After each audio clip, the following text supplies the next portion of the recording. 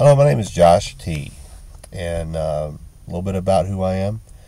I'm a military veteran, combat veteran in Operations Desert Shield and Desert Storm. Served from 1988 to 1993. And technically I'm considered a disabled vet. I just wanted to start this channel because of a lot of the concerns I have for my government.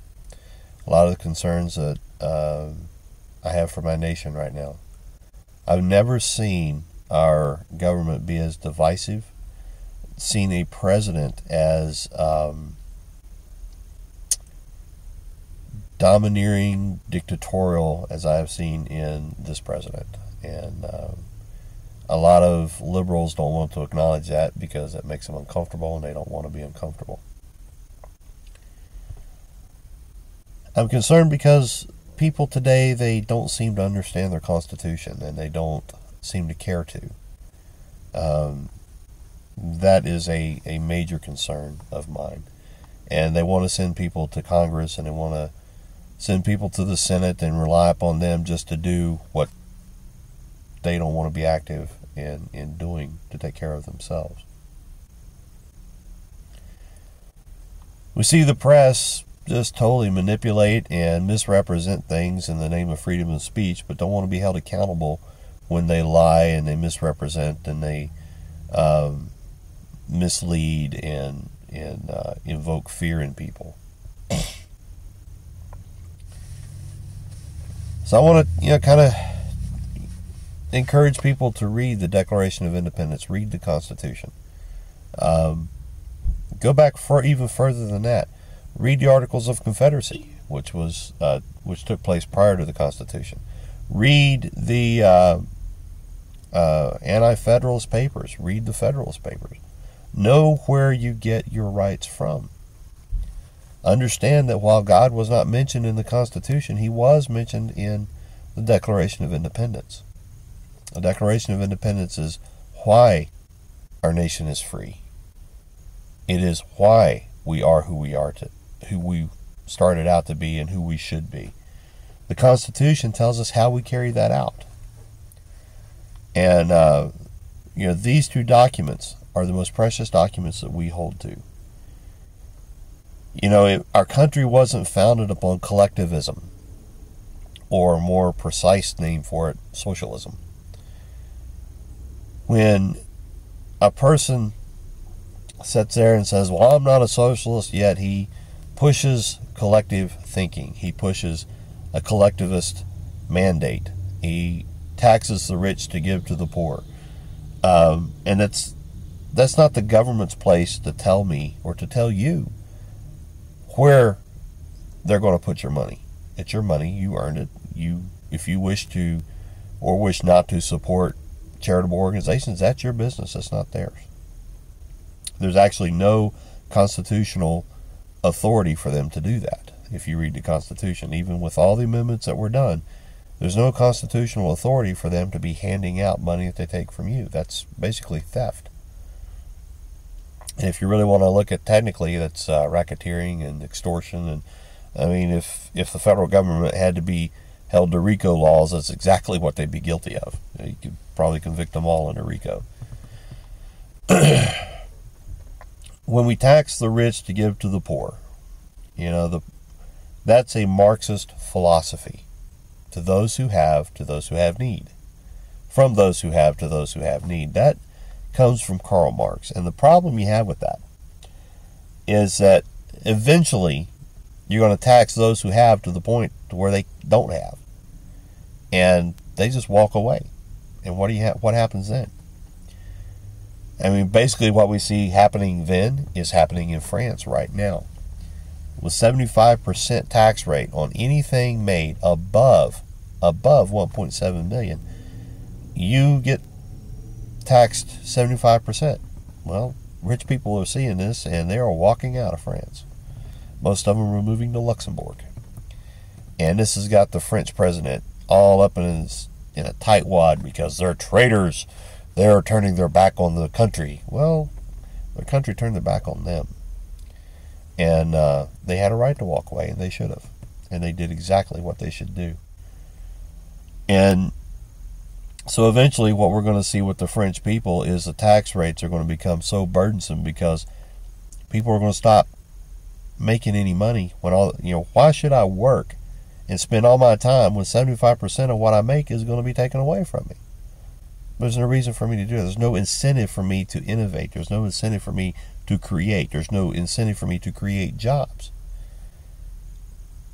If that's the way they're going to be, then what ends up happening is they'll drop the threshold. Now it'll be 1 million. And those people will walk out. And then now it'll be down to 500,000. And then to eventually nobody's producing anything because nobody is getting anything from it. We're individuals. We were created to be individuals. God tells us to work together, not as a government, but as a church. And we need to take that stand again. So if we follow the Karl Marx mandate, one thing is that those who follow that mandate kill everyone who disagrees with them. History shows this to be true. We see it in 1938 in Germany when the Holocaust started. We see it in the early 1930s under Joseph Stalin when he had the pogroms where he killed nearly 20 million Jews, Christians, and political dissidents. 20 million. And this is a socialist philosophy. The only difference between socialism and communism is the religion of a socialist. That's really what it is. And so if we keep going down this path that President Obama is taking us on, if you have a dream and you have an idea that can propel you into wealth, what's the point? If it's going to be taken from you anyway. And the maximum that you can make is $430,000 or $450,000 a year, and then anything above that is taxed at 30%. Well, what's the incentive for you to keep producing? There isn't one. And then when that tax isn't enough, they'll drop the threshold. And that tax isn't enough, they'll drop the threshold. And that tax isn't enough, they'll drop the threshold. To where eventually everything anybody makes is taxed away. And everyone is made poor. It's like the whole warfare on poverty. The warfare on poverty wasn't, and still isn't today, a means of getting people out of poverty. It's a means of keeping people in. It's a war on the impoverished, not a war to get people out of poverty. The old saying goes, give a man a fish, feed him for a day. Teach a man to fish, feed him for a lifetime. And that's very much true. If instead of putting people on welfare, we put them into an education system that taught them how to create jobs, taught them how to work and hold down a job, not only would we have a broader tax base because more people are working, we would have people who feel better about themselves because they're now self-reliant. A good example of what happens under socialism is Ayn Rand's Atlas Shrugged. If you want to see how socialism works and how people manipulate each other from a socialist standpoint, read that book. It's a hard read, but it's very true. Ayn Rand grew up under the Soviet Union, and she saw firsthand how socialism destroyed her country. While things weren't great under Tsar Nicholas, it was a whole lot worse under Lenin and Stalin and the revolutions that came about from that. Well, that's where we're headed. Barack Obama said in The Audacity of Hope that he took Marxist professors, went out of his way to take Marxist professors so as not to appear to be a sellout. He is, by that statement alone, a Marxist. A Marxist is a communist or a socialist. It's the same thing. Take a look at history. Look at where socialism goes. If you want to support your family, defend your life, you can't do that under socialism. First thing they do is they take your guns. And in doing so, they make you a victim. And if you speak out against them, they'll kill you. Don't believe me? Look at Pol Pot. Look at Stalin. Look at Mao Zedong. Mao Zedong killed nearly 30 million people because they disagreed with his political policies. And we're seeing right now in Venezuela, Hugo Chavez will jail anybody who criticizes him. He's setting up the same cellular reporting structure that's used in Cuba. What they do is they take a city block and they have a political minder, so to speak, that's in charge of that block.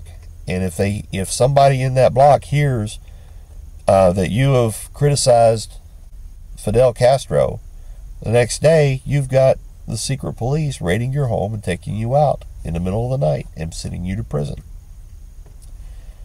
So there goes free speech. If you think that being a special interest group is going to protect you, forget it. They don't care. All they want is power, and they want more power. The old axiom of power corrupts and absolute power corrupts absolutely, that is a lie. It is not true. Power does not corrupt a person. All power does is expose the corruption that is already within the individual. That person was corrupted before they got the power. It's just now the power allows them to exercise that corruption more freely. And that's what happens in socialism.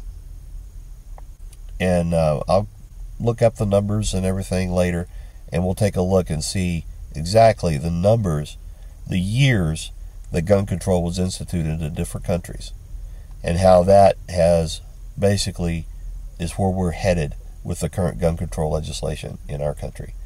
If we don't stop it, if the American people don't stand up, even if you don't own a gun, nobody's saying you have to, but you want that option in case you need it. If you don't stand with us now, gun owners and non-gun owners, if we don't stand together and stand up to Dianne Feinstein and Nancy Pelosi, whether you're in San Francisco, Chicago, wherever, if we don't stand together and start putting some of these communist senators and communist legislators out of office in the next go-around, our country's lost. Your freedom will be gone, and so will mine. While I can't act the way I would like to and have the money to be able to take the actions that I would like to in forming political action committees and stuff, maybe, just maybe, through Facebook and through YouTube and these videos, we can act together, stand together, and make a change. Right now, in 2014, a gentleman who is a 20-year Air Force veteran, his name is Travis Washington Jr. Look him up on the web. He's running for Congress in 2014. I'm going to campaign for him. I'm going to start here, right now. Vote for Travis Washington Jr. If you are in the 30th Congressional District in the state of Texas, which includes Duncanville, Lancaster, DeSoto, Dallas, Balch Springs, vote for Travis Washington in 2014. And I'll be putting this up again later. Thank you, and have a good day. And thank you for your time. More to follow.